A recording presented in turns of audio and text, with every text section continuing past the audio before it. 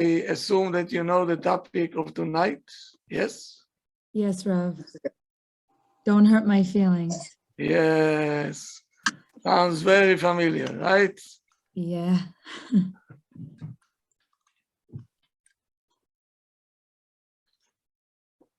Okay. So let me tell you something.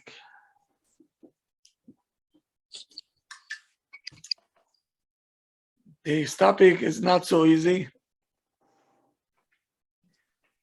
And it's not so easy to fulfill, to get to this point.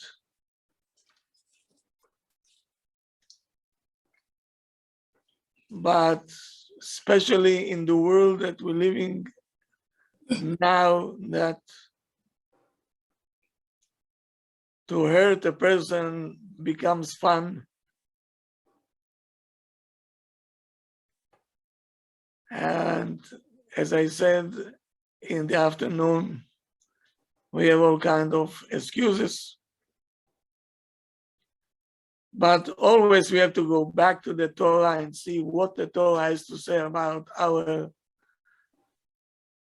approach and our attitude.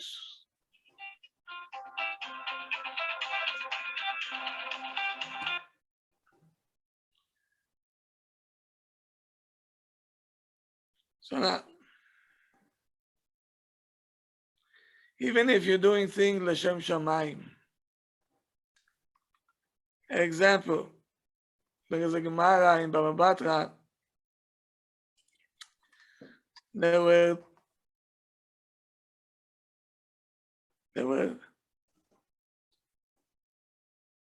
two wives, Hannah and Penina.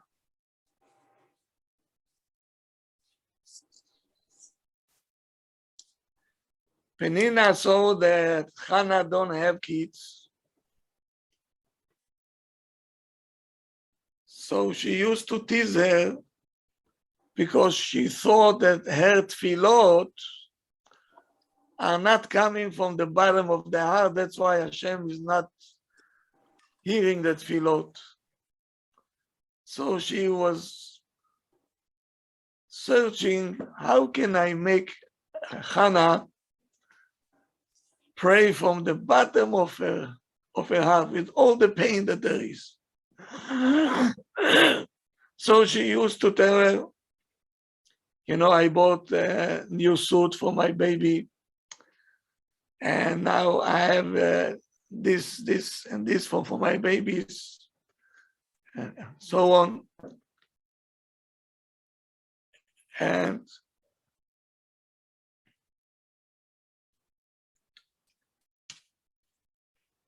Hashem got very upset at Penina, even though she meant well. L'shem shamayim. The Gemara said she did it l'shem shamayim. She wanted Hannah to have kids. But she did it in the wrong way. She hurted her. And every son that Hannah brought, Penina took to the cemetery 2 sons. He says, V'rabat banim umlala. Even if you try to do something l'shem shamayim and the other one will get hurt, the end results are not going to be good.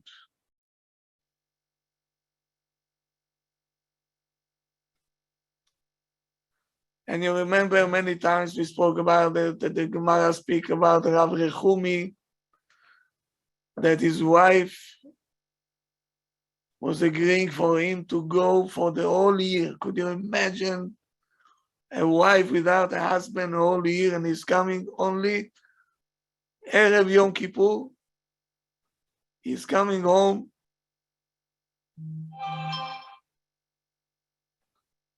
He's coming home for the last Seudah and then starting the Tzom, the fasting, and he's staying home for Sukkot, and then he goes back for another year.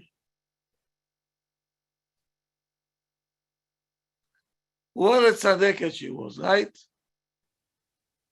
Imagine what a tzaddikat she was to let the husband go for 1 year.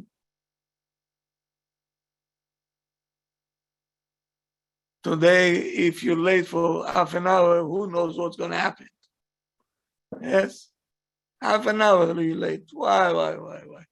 World War III will be. 1 year.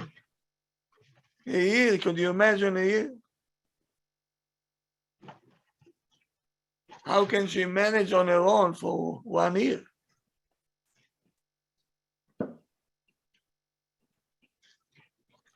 How much sacrifice she did. She wanted the husband to be the best one. Go learn. I'll take care of everything. And the Gemara says one Erev Kippur, his mind was elsewhere. He didn't figure out yet the question that was on the scenario of the Gemara. And it was late, Erev Kippur. Where is he? His wife knew that he is coming home. What happened to him? Ototo, she have to light candles for Yom Kippur. She's going out. Maybe he's coming from this side, this side. Where was he? Sitting under one terrace, thinking, why I don't understand this, what's going on. One tear came from her eye, one tear. And the terrace came down, and he died on the spot. Now Rav Chaim Shmulevitz, the Rosh Yeshiva of Mir, asking a question. He said, why did Hashem do it? For one tear, he killed the husband. Now she's going to cry all her life. What did we gain out of it?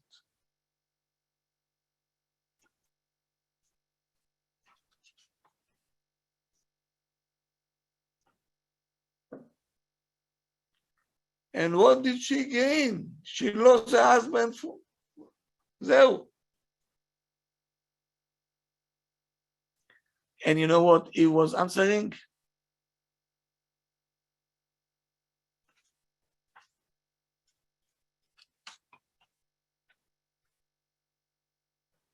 The answer he says, when the tears coming because you have pain in your heart, it's like a fire.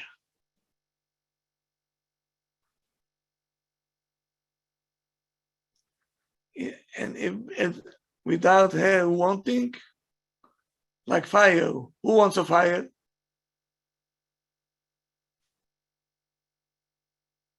And it burns. That's the reality. Why? Because you're causing a pain. That's what he said. You're causing a pain to the daughter of Hashem.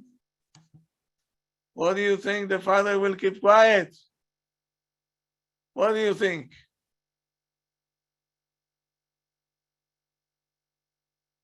And one of the tzaddikim says, I'm not afraid in this world from nothing. I'm not afraid. Klum. One thing I'm afraid. When I hear one Jew saying, "Oi, I can't take it anymore," he says, from this I'm afraid the most.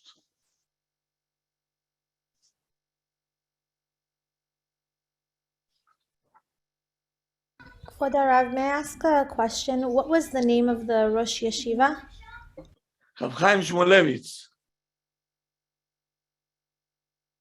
Thank you, Rav. And one other thing, what was the Gemara where the story from Chana and Penina was from? Yes. is the Gemara of Rav Rehumi, is בכתובות. Gemara Ketubot, page 62. Samech Bet Amud Bet. Thank you so much. I'll tell you a story that Rav Chaim says it's a mitzvah to publicize the story. It's a mitzvah.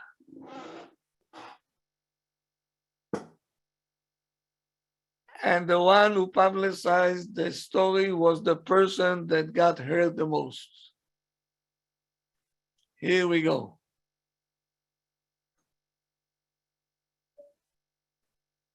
It was Rosh Yeshiva, important one, that when he started his career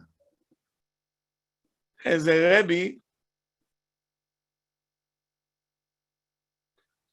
he was a Rabbi in elementary school, first graders, second graders. That's where he started. He was very well known that he's an expert to teach kids how to read.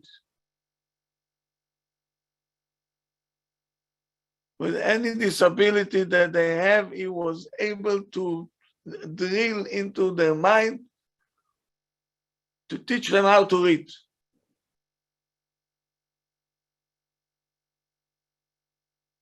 And he was very successful.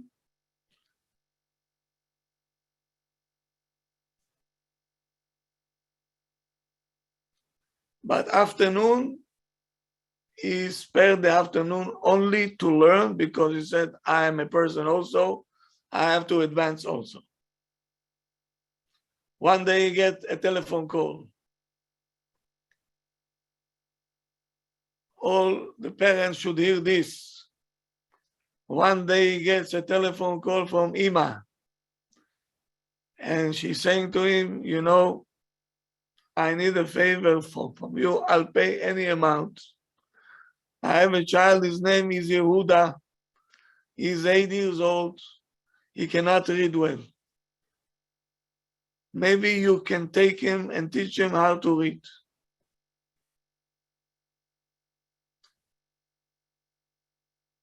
He says, I cannot. I don't do it anymore for any price. Now it's time for me to learn. Afternoon, I cannot do it. He says, I'm begging you. I'm begging you.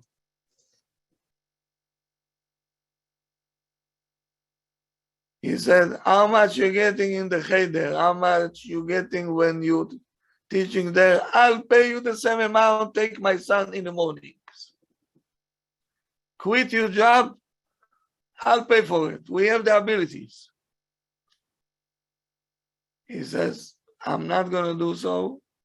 And I cannot teach your child. I'm sorry.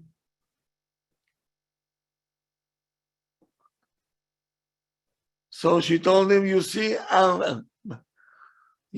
that I'm bleeding. How can you stand on my blood and says, I don't see blood? Help me, please. He said, I'm sorry, I can't. And he hung up the phone.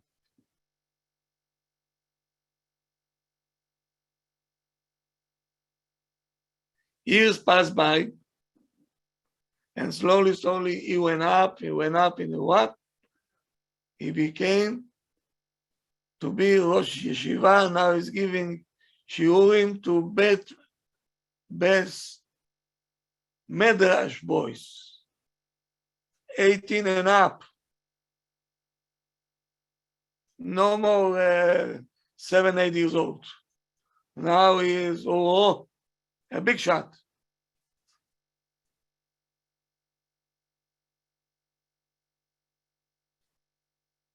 In his class was a person, a boy called Abraham. For 2 years, he was in his class. For 2 years. A quiet man, a quiet guy.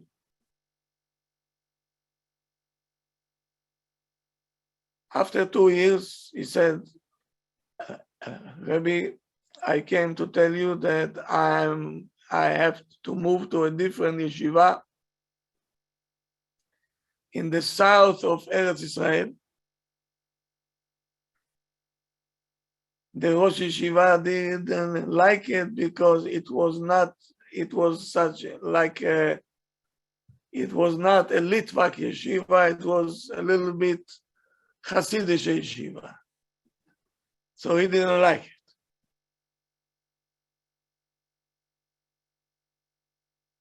Eight months passed, and this Avraham coming back to the yeshiva.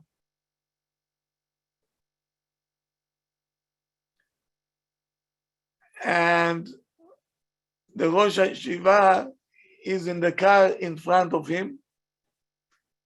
The Rosh Yeshiva is coming out of the car. He looks back and he sees a person with a suit, with a kippah. Who is it? Avraham.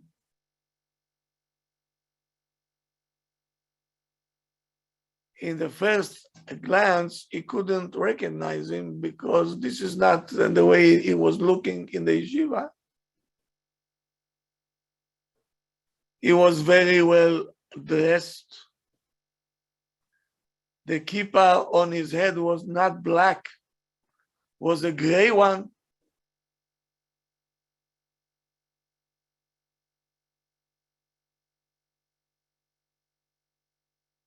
So the Rosh Yeshiva got upset and said, what chutzpah you have to come here and you know the yeshiva that I teach. How can you come like that? He wanted to say it.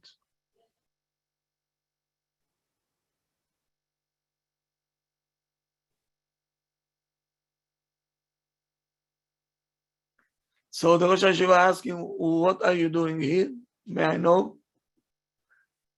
He said, I came to invite all my friends to the wedding of mine. I got engaged, finally, and now I came to invite all my friends from my shiur to my wedding, and all the Rabbeim of mine, including you, to my wedding. And then he got up and he says, how do you come here? Where were you since you left my yeshiva? Look at the way that you look.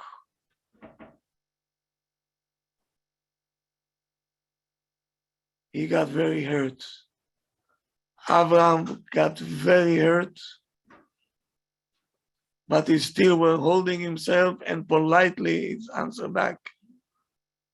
He says, I was in the yeshiva of the Rabbi and I became very strong. And I came here to invite everybody. And the Rav saw that he is calm, he's answering back. He took it as a chutzpah. And he got out of himself. He says, I don't understand you. How can you come like this over here?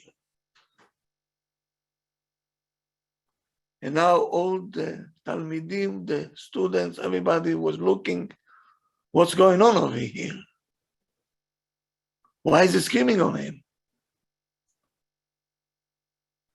Avraham became pale. He turned around and he left without inviting anybody. 1 month passed, and the wife of the Rosh Yeshiva got sick with cancer. They told him to go to Sweden. She went under brain surgery. After 6 months, she passed away. Now he became a widower by himself, broken vessel. His life changed from one end to the other end. He became a person with depression. He didn't want to go to his kids to stay with them. He was insisting to stay home in his apartment by himself. And he, you know, when a man loses his wife, you know what happened, right? Jeez. He goes down without a parachute. Without a parachute.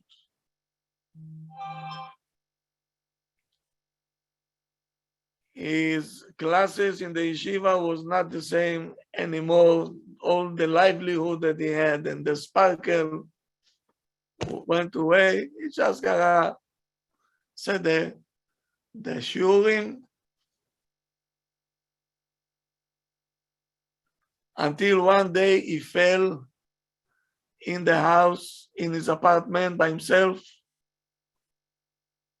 He broke his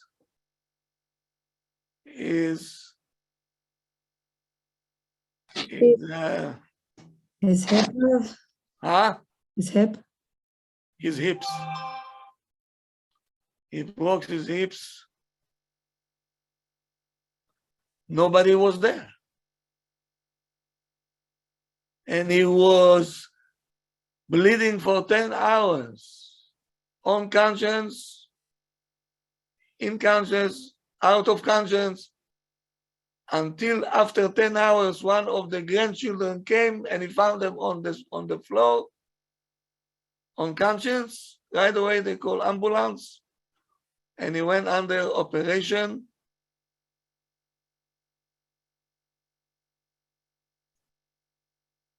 Now they brought him back home after the operation and all the rehab center. And they assigned him a home attendant now. And he's saying to the home attendant, don't let anybody come in. I don't want them to see me like that.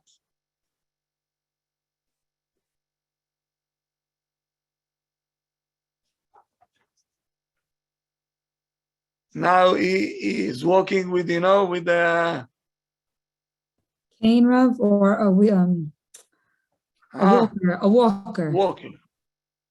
A walker. He called the yeshiva and says, I'm not coming back anymore. Find somebody else. I cannot teach anymore. One day he got up with backache. That is unbearable. Screaming, shouting, his back hurts. He doesn't know why. The doctors came home and they told him that the spine, few of the discs. Disc. Yes, they moved, and that's why he has such a pain.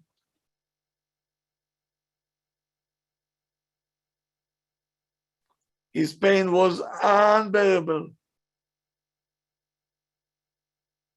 Until one day somebody knocking on the door without waiting for anything from the home attendant. He goes in and he gets into the room. Who is it? Abraham. The same Abraham. And the Rosh Hashiva looking at him and says, he said, I came without permission.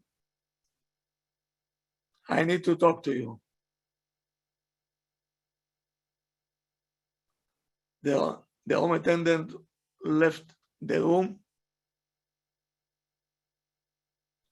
And the Rosh Hashiva told them, it was the worst 2 years of my life. Don't ask what happened to me. I lost my wife, I lost my job, I lost my health, my back hurts, this hurts. He told them the whole 9 yards what went with him in the last 2 years.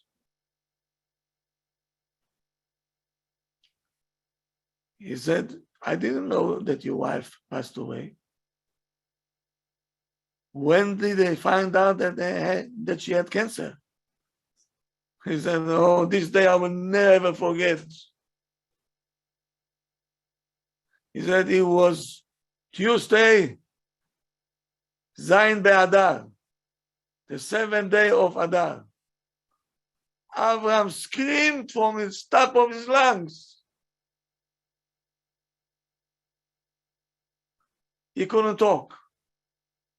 He couldn't talk. Then he's saying to the Rosh Hashiva, you remember the day that I came? He said, no, I don't remember. Refresh my memory. He said, Tuesday, Zayin Be'adar, I got married. Zayin Be'adar, I got married.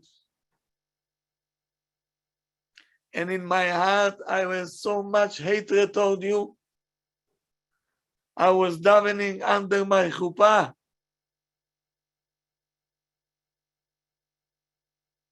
That Hashem will hurt you. The same way that you hurted me. Usually under the chuppah, we're praying for other people to get healed and all the problems, Hashem should take it away. He said, I came with a different mahalach. My heart was bleeding. I couldn't have my friends in the wedding.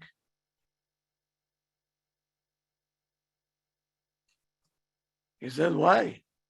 What did I do to you? He said, Rabbi, don't you remember that you threw me out of the yeshiva with such an embarrassment when I came to invite my friends? He said, it's still in front of my eyes like it happened now. And the Rosh Hashiva don't remember, how can it be? I'm not able to forget how you embarrassed me in front of everybody.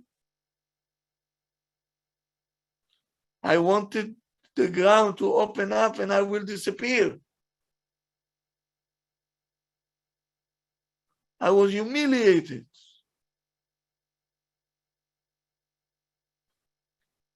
Bingo. The Rosh Hashiva said, oh, I remember now.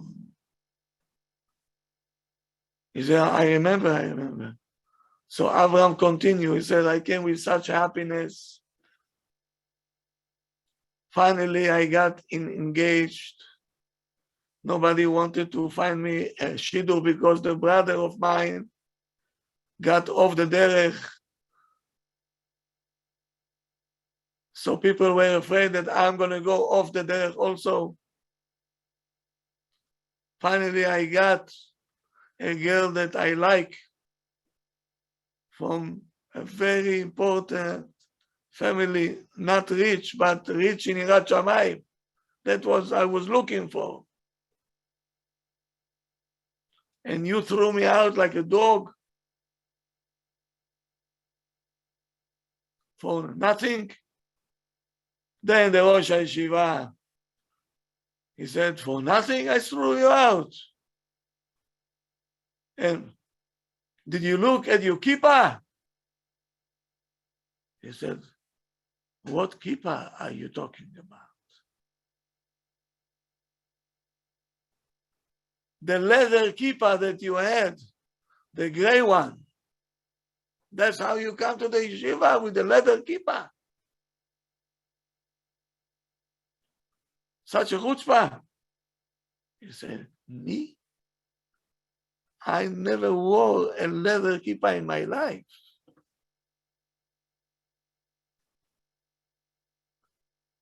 He said, I remember now.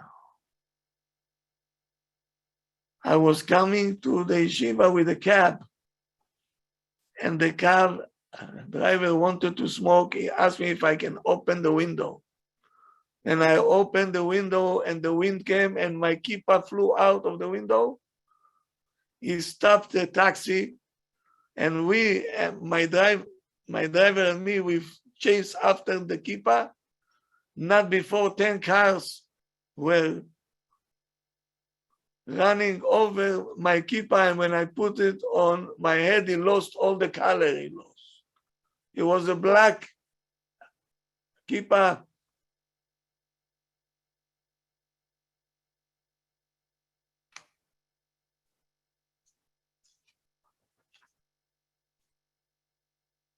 Yeah. Now the room became quiet. And Abraham opened up his mouth and said, now I know why you got so upset with me. Why didn't you ask me? Why you had to embarrass me? Ask me. What's the matter with you? Maybe I can give you a different kippah? No?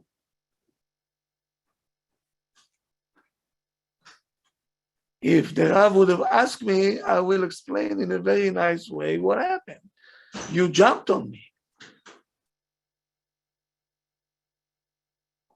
So I felt that you abusing me. I didn't do anything wrong. And he said to him, I never took my yeshiva outfit in my life. My brother is off the derech. He was fighting with me. You look like a penguin. Change your way that you dress. Enough with the black and white already. He says, one button I didn't change. My brother went to America. That's where he lives now. And he's sending me all kinds of shirts and ties. This, I don't put it. I stuck to my yeshiva outfits. And you were blaming me for this. What did I do?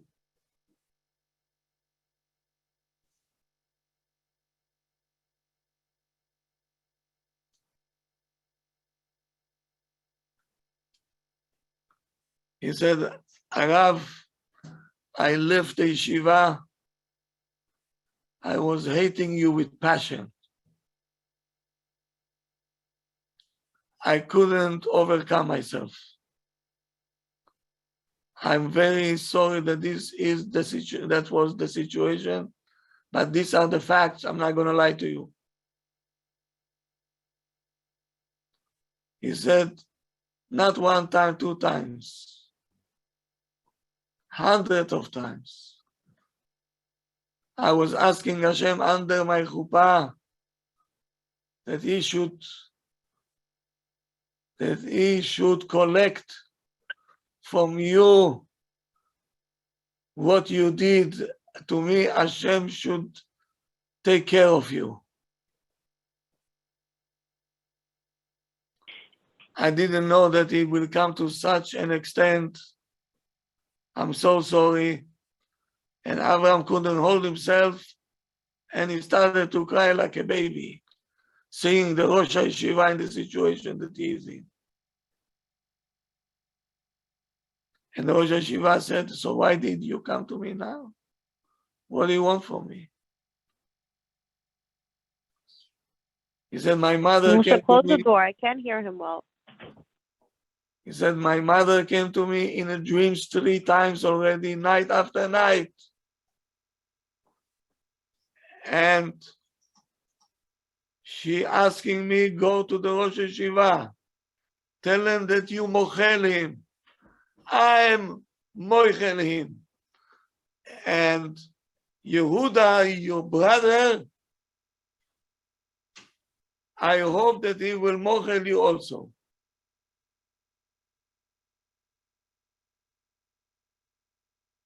He says, what your mother and your brother Yehuda have to do over here? He says, I don't know exactly. He said, But my mother told me that Yehuda, when he was 8 years old, his mother called somebody to teach him how to read, and he didn't want to. And my mother had to do it, to put him in public school, because they had all the services, and that's what took my brother off the derech.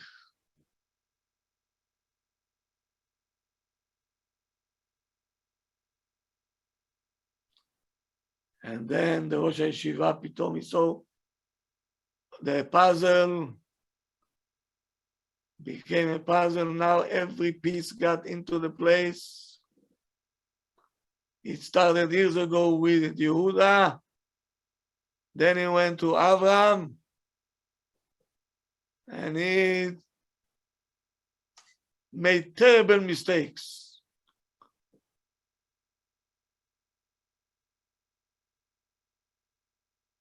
So Abraham said, I came to tell you, we mochel you. My mother mochel you from up there. She sent me to you. I don't know, it took me a while to find out where you live. I don't live in this town anymore.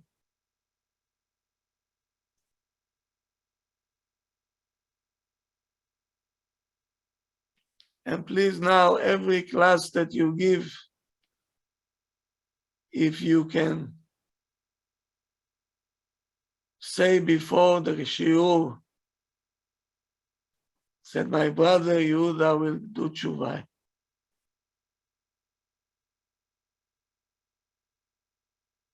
The moment Abraham left the house, an hour later, the back of the Rosh Yeshiva stopped. No more pain.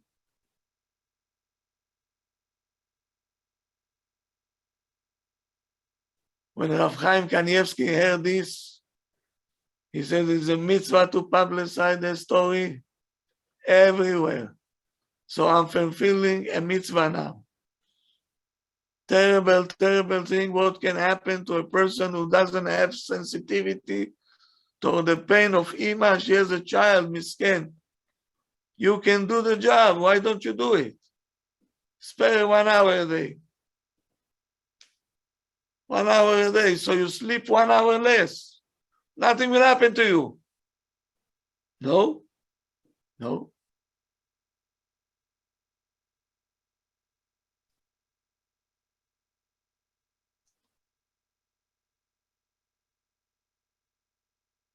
Amar Rabbi Elazar.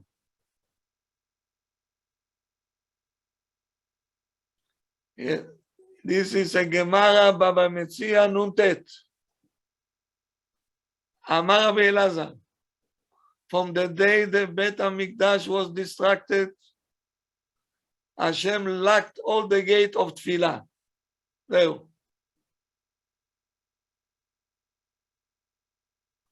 He said, even though Hashem locked the gate of the Tfilah, now we have to come through the windows, no more through the main gate. Sha'ared Ma'ot lo ninalu. The gate of tears are still open. And oy vavoy, tears.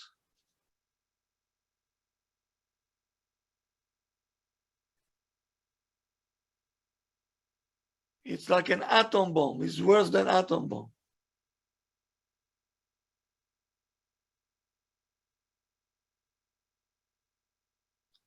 And the Gemara says,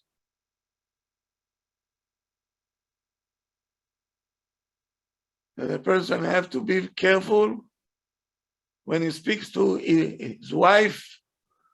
Why? Because she get hurt very fast. Every lady is like that. No man should think that his wife, she's extra. Every woman is like that. Coming from the same assembly line. And dim'ata metzuya. She cries very fast. We don't know where is the button. Alevai, we should know where is this. We don't know. But they cry very fast, and these tears, oy vavoy.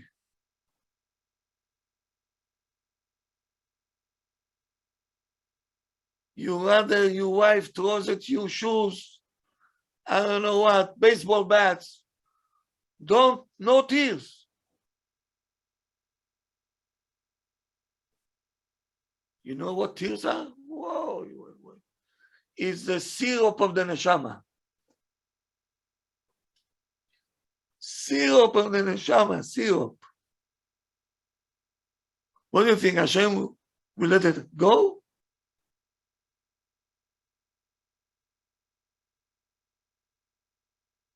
No tears are going to waste. Forget it. שערי דמעה לא ננעלו. The gates of the דמעות are open. The gates of tears is wide open.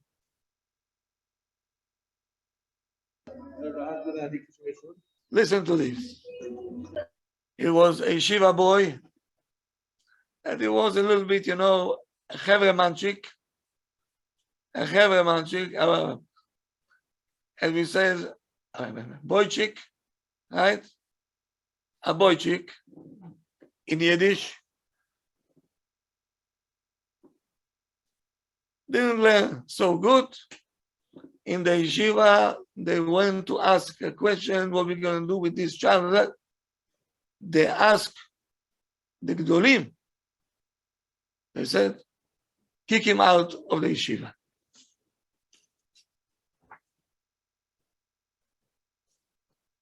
They kicked him out. They went, they asked, they told them what to do, they did. They acted responsibility. They said, we don't want to take this responsibility. Let the older ones to decide what to do. They got a sack, send them out. His mother called to the one of the Rabbi in the yeshiva. Say, I'm begging you, don't let my child on the street.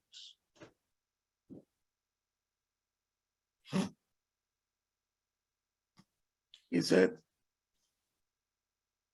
my hands are tied. I cannot do anything.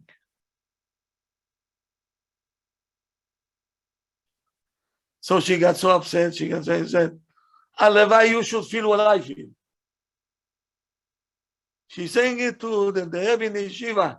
You should feel what I feel.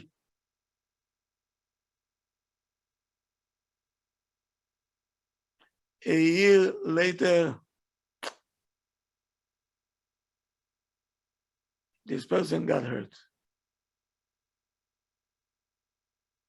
From her tears, he got hurt. It was not his fault. It was not his fault. What can he do?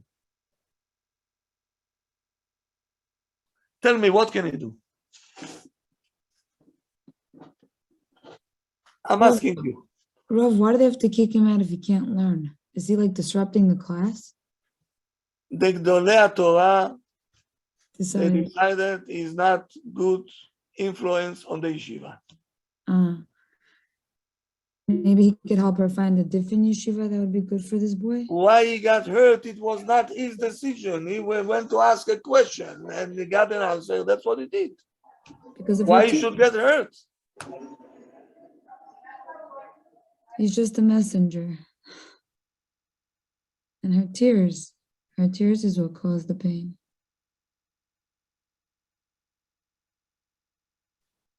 Listen to these parents. Sometimes the principal have no choice but to send the child out. Rarely should happen. But you know how? You know how? He should sit and cry with the mother. Did you see it once? No, I'm asking you a question. no, I've never saw Did you see that. it once? No, Rab. The answer you would call is not belong here, taking therapy, taking this, blah, blah, blah, and they close the phone, leaving you on the air. Hashem will not let it go. This is not how you take a child out of school. Sometimes, okay, things happening. But the principal should sit with the mother and cry with tears and say, I know the pain. You think I want to send them out?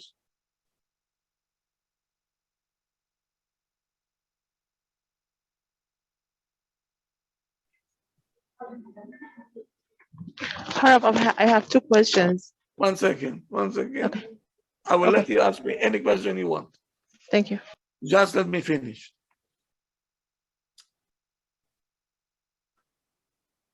So now after he got hurt, he said, probably I am the cause. And he called the mother again after a year or something. And the mother just heard his voice, and again she gave him Mishabera. He said, why are you so upset? She was still crying. She said, you don't know what you did to me.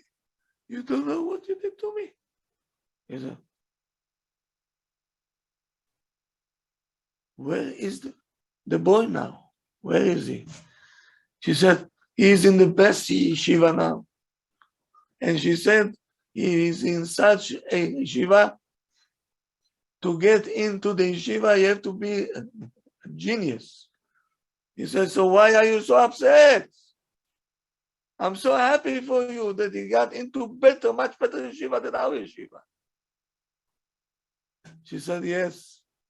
But let me tell you something. He was home for 1 month. And in this 1 month, he was able to take his brother off the derech also. Now he went back to yeshiva. His brother is still off the derech.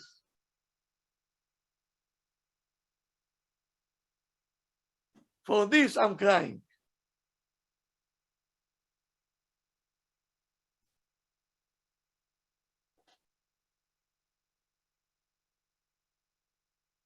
Terrible. Terrible. Scary. To hurt people? What, are you crazy?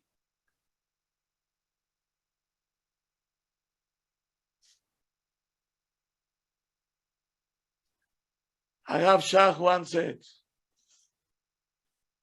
Yaakov Avinu, Hashem had a claim against him. Why you were hiding Dinah from Esav? Did you hear that? Yes. Yes, Rav. She could have had the power to change ASAP.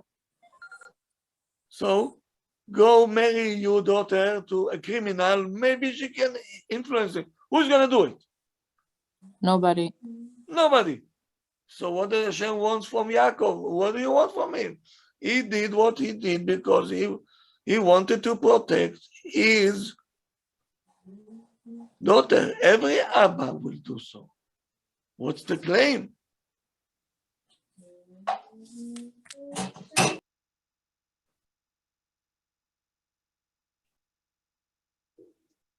Hashem says, I'm not judging you why you're hiding in the basket.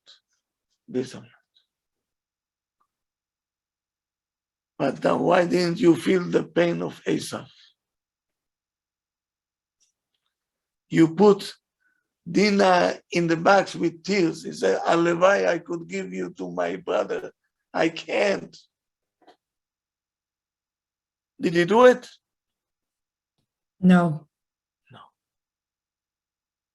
Yaakov got again. The Torah don't make any cheshbon with no one. You making a boo-boo, you're going to pay for it. When Rachel came to tell them, pray for me. I don't have kids. Yaakov saying, what do you want from me? Am I God? And by the way, I have kids. Hashem wants to hear you. You pray. My prayers will not help you. Hashem wants to hear you. Was he right? Totally wrong. Why? No, Did he say the truth? yes, but the approach was wrong. He wasn't Did he say empathizing. the truth? Yes, Yeah, Rob. he said the truth, but he was not He thinking God- about He a thing. wasn't insensitive. He wasn't I'm not God. insensitive. I have kids. I have kids. You don't have kids? You don't have kids. Hashem wants to hear you? Yes. Okay. So what do you want from me? He should have felt her pain and cried with her instead of Yeah, very good. You didn't Hashem, validate came, her feelings, right? Hashem came to Yaakov and tell them,Wana, this is how you talk to a lady that don't have kids. You don't feel her pain? I have news for you. Your children that you're so proud of, at the end, they're going to bow down to her child. Spare it in mind. Did it happen? yes, Yeah. Absolutely. Yosef Yes. when they sold him.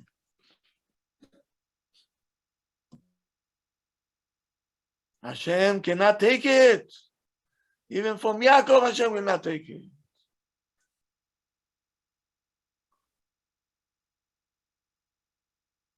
They were asking Rav Steinman, why Hashem took the Aseret Harugei Malchut, the 10 rabbis, that they killed them with such a torture.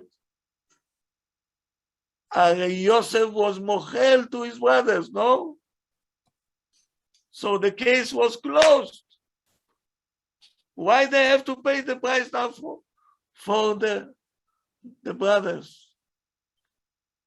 Rabbi Steinman says Yosef had mechila for them, but not a full mechila. What? What?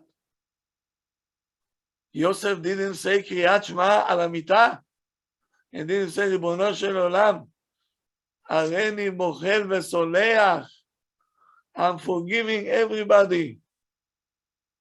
What, he lied? He says no. He was mochel them, but not mechila gemura, not a full mechila. Then when they pressed him more, he says, what do you think? Is easy to be mochel? We're human beings. 17 years old, they wanted to kill him. They throw him to the pit full of scorpions and snakes. And then they selling him to Egypt as a slave. 12 years he's in jail. 22 years he's without Abba. And you want him? Okay. He's not an angel.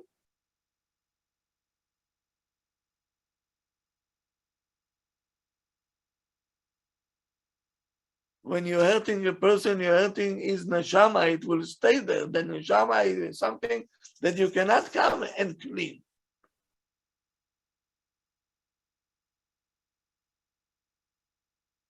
Who knows how many people got cancers? And who knows how many fell into the hospital?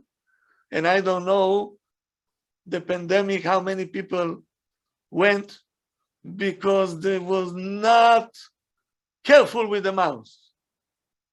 They didn't care for the other one. Who knows how many people they hurted. Hashem said, enough, it's enough. Now it's a payday. These things are not going to go like that. If there is something that I'm afraid of, if there is something in this world that I'm afraid of, it's chas v'shalom to hurt somebody. Chas v'shalom. to my students, I was grinding them. I say, if your wife will come to me one time with a complaint, I'm gonna chop your head off.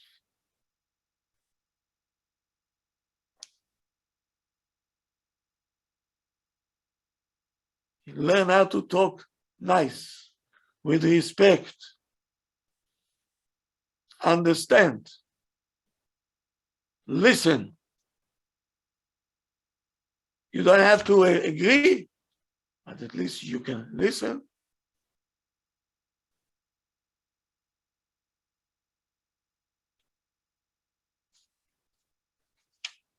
Ay.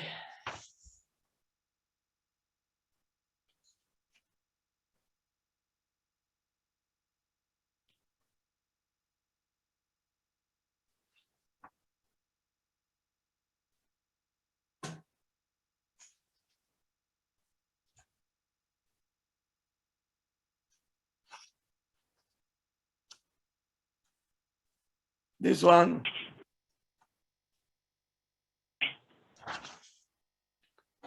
if you remember once, I told you.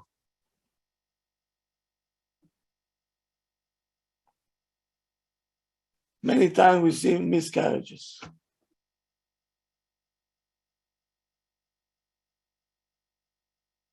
Sometimes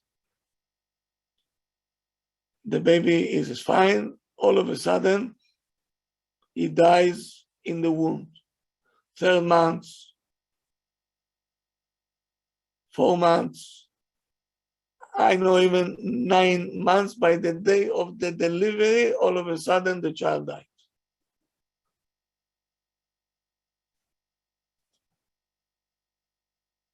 Devastating blows, devastating. How can we take it? I don't know. Why did it happen?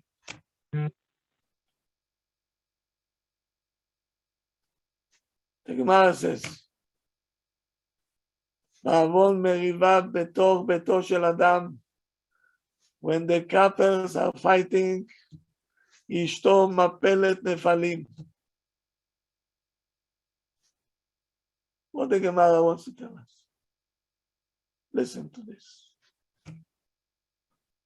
When the couple start to argue, not in the respectful way, you don't see it. The Satan is right there. In the house, you don't see. And the Gemara says, U Yetzer Hara, he is the Satan, and he is the angel of death. Meaning the angel of death is in your house, arguing now. And he is with the sword out. He says, okay. Abba and Ima is not able to see him, right? Who can see him? Baby? The baby still is not outside, so he can see from the one end of the world to the other end spiritually. And the baby sees Malach HaMavet through the stomach of Ima. And what do you think happens? He gets scared And and I don't know, he tries to fight. It's hurt. He dies from the pain, from fear. Oh, wow. That is, now you know where it's coming from. so every miscarriage somebody has, it could be from, it's always from machloket. Somebody got hurt. Oh, wow. That's why I say the heart is not a storage room. Every time that something says, we have to discuss it right now, finish it right now. Otherwise, who knows what's going to happen over here? Well, that's Because only this is no cheshbonot. The Torah will not going to protect you like it didn't protect Rabbi Rechumi did not protect him. You're dealing with fire. I didn't mean to. A child took a nail and he put it inside the outlet. Did he mean to be electrician? No. What will Electrocuted. happen to him? Electrocuted. That's the outcome. This we're ready to accept, yes? Yeah. Why can't we accept that every time I hurt, a wife hurt her husband? Don't forget, the husband have a heart also, yes? Yes. Or he hurts her. The question is not if there is a price or not. The question will be how much will be the price.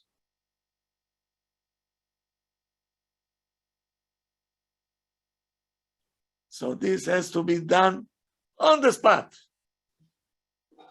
We're not going to eat and we're not going to sleep. We have to fix it right now.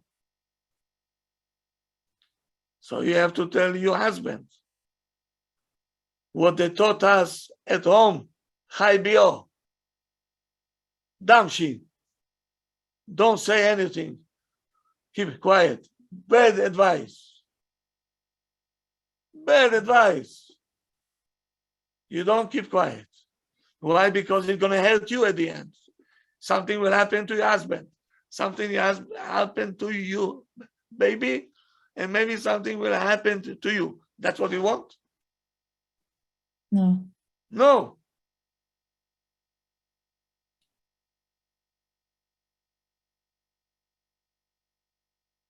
If the husband sees that his wife got hurt, shut the whole world down, sit down and say, okay, what did I do?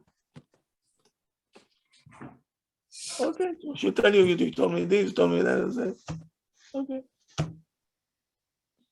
I didn't mean to, but if this is what you say, chatati, aviti, pashati, okay, I ask, slicha, mechila, everything else, and you don't be, no, you always thank you.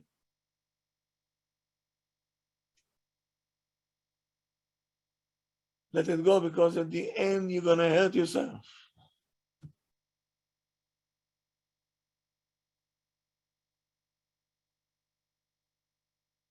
I know a case.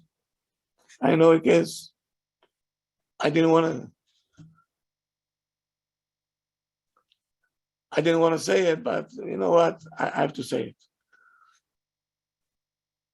I said, for years and years I'm saying, Erev Kippur, everybody goes to his wife, and the wife goes to the husband. We have to ask mechila from each other. אבל ככה באמת.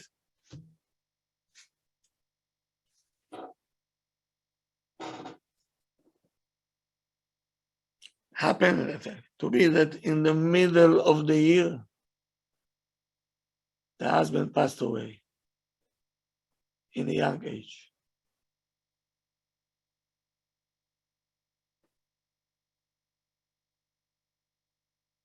I went to his wife.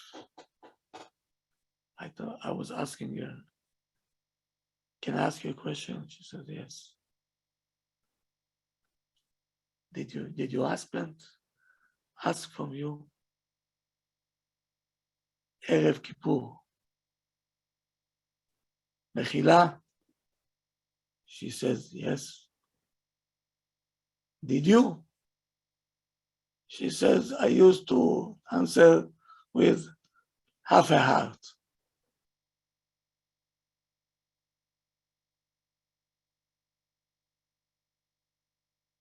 She said, why are you asking? I said, no, stop, I'm asking. I didn't want to pour more into the fire, but between me and you, that's what happened. She was not mochel belev shalem, not with a full heart, not with a full heart. the account is still open. So what does that mean, Rav? We all do to make mistakes. If we're doing it in a mean way, bedafka to hurt you, then he is going to sit on the same bench like the brothers of Joseph. Bedafka, they want to say.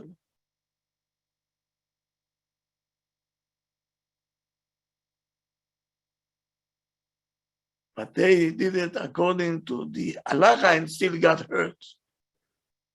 If the husband or wife doing bedafka, reshaim gumurim aval. As we say in our language, nastayashi rasha. Bedafka? I want to hurt you, bedafka. What? Your life is in danger. People think Gemarot is anecdota. You know, okay. This is our life.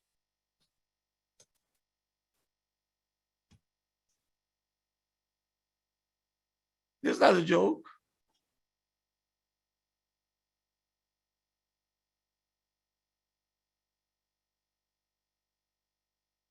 Tomorrow we're going to continue. This was only the introduction. Tomorrow we'll continue because this is the Igal, this is the main of the Torah. Even Hashem cannot take it. Can you take when your child is crying? No. No. Abba and Ima that here, when your child is crying, he got hurt. How do you feel? Very bad. Very You good. ready to whoever did it to your child, you want to tear him apart, you want to tear him. Yeah. That's how Hashem feels. Time it by zillions. You hurting my child?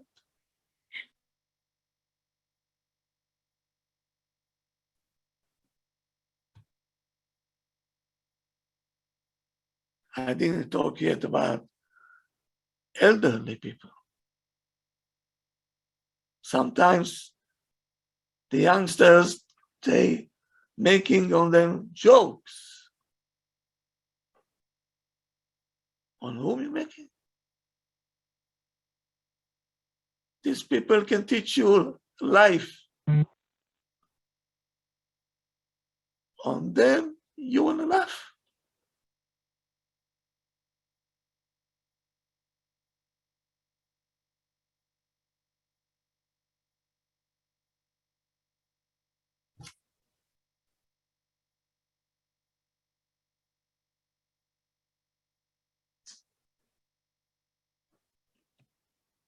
Rob, Yes.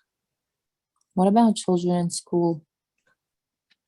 When they're making fun of each other's friends and you tell them that they're going to pay a big consequence in the future because chas v'shalom, we don't know how the cheshbon works up there. And I've heard many stories how people would suffer in their adulthood because of what they did in their childhood.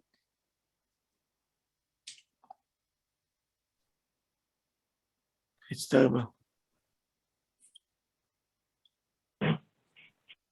I think, another thing, I'm sure, the principals and the teachers, they should tackle this number one.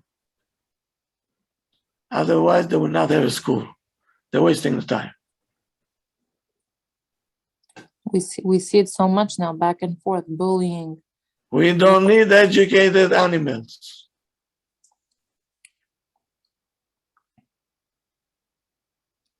I'd rather have a person, okay, that don't know a lot, but at least is a man, Right.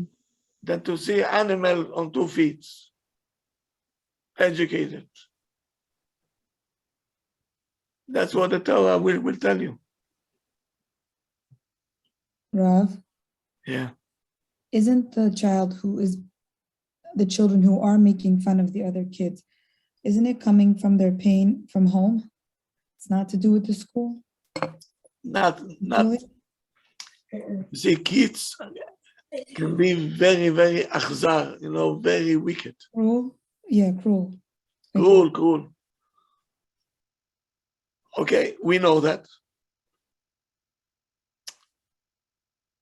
And the school have to start to teach midot, to give them prizes, to make them all kind of, Charts, enthusiasm. incentive and this about respect, about respecting each other and encouraging each other. This is so much to do.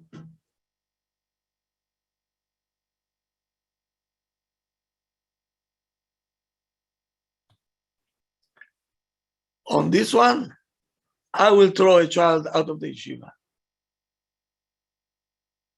If you're not going to fix this, I don't want you here.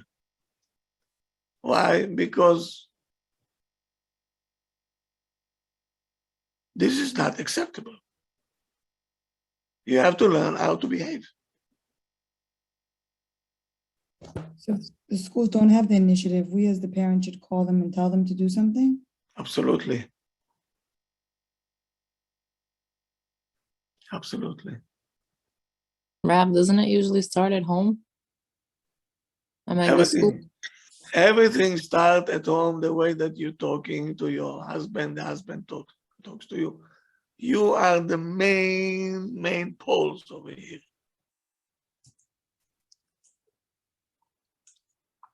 Right, but I noticed that even when couples who do respect each other and children, they learn a lot, they pick up a lot in school of other peers who are not respectful and who do not come from such.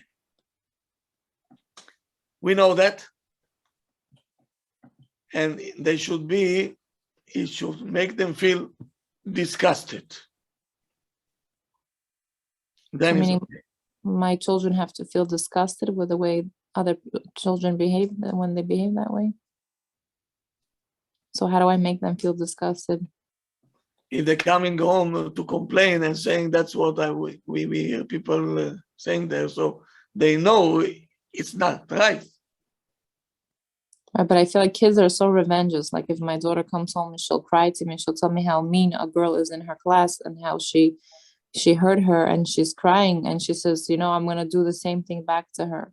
So if I tell my child, what did you teach your friend? I said, you're only doing nakama. I said, you're not teaching her how to be a mensch by setting the proper example.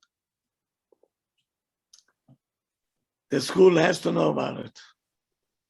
So I have to call the teacher and I have to complain to the teacher and tell her this is what's going on. Don't complain. Don't use these words. I mean, like just to tell her. That's what it is. Please, if you can take care of it, and let's stay in touch. Mm-hmm. Okay, thank you. Have a good night, everybody. Haram, Good can I night. ask you a question? Thank or- you. Yes. Okay. So sometimes you get really hurt, really, really hurt, but you don't really want to hurt the other person. But the other What? person, so sometimes a person gets really hurt, like someone does something and that really hurts. For example, that it really hurts me. And as you said, even a tear may come down, but my intention at all is not to hurt the other person. Good. So how can you prevent that? Like sometimes you see that the other person gets hurt and that's not the intention at all. It's just out of frustration and pain. So how do you prevent that?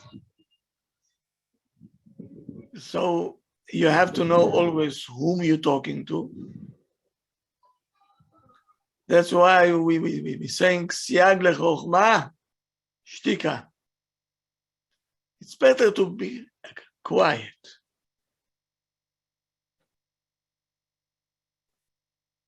And if you saw that the other person got hurt, yeah. So you do everything to convince them that your intention was not to hurt him, and you're asking for mechila?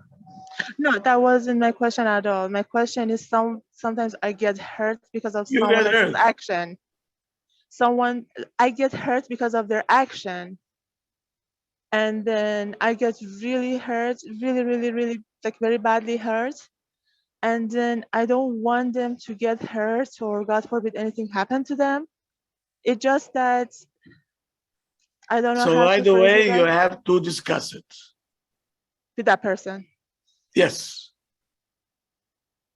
Uh-huh. Right away. Okay. Just say this is hurting me. Yes. Okay, I understand.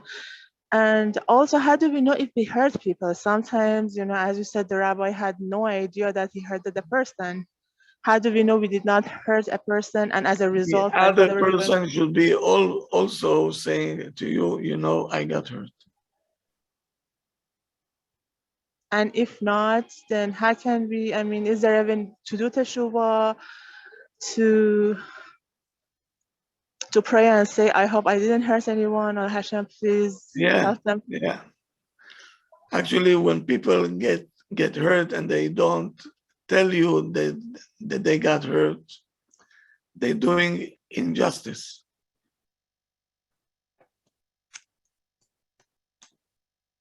Because we want to fix it. I see. So you should speak up, basically. Yeah. Okay. Right. What All if right. it was Nice years way. ago? Thank What you if so it was much. many years ago? I have something with a friend. I never brought it up. It was many years ago. Okay. I think our time is up. It's a long topic. There's a lot to talk about. Thank you, Rabbi. Thank you. I'll see you tomorrow Thank night, you. 9 See you o'clock. tomorrow night. Thank you. Thank you, Tomorrow Rabbi. morning. Tomorrow Thank you. morning, Great New class. York. Thank you, Rav. Have a good Have a night. good night. Have a Good good night. night. Good night. Good night. Thank you. Good night. Bullshit.